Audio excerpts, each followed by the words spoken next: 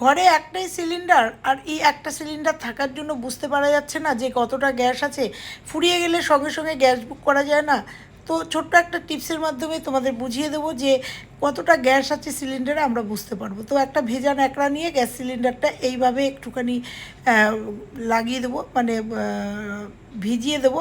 তারপরেই দেখতে পারবো যে গ্যাসটা কতটা আছে বুঝতে পারবো। কিছুক্ষণ বাদে ফিরে আসছি, ফিরে আসার পরে তোমাদের দেখাবো এই ট্রিকটা।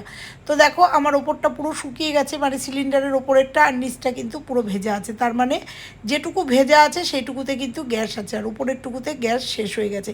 তাহলে এইভাবেই কিন্তু বোঝা যাবে যে গ্যাসটা কতদিনে শেষ হবে, আর সেই বুঝেই কিন্তু আমরা সিলিন্ডার বুক করতে পারবো যাদের একটা সিলিন্ডার। তাছাড়াও আর একটা ট্রিক বলি, এখানে একটা চক দিয়ে ডেটটা লিখে রাখলে পরেই আমরা বুঝতে পারবো যে আমাদের গ্যাসটা মোটামুটি কতদিন যায়।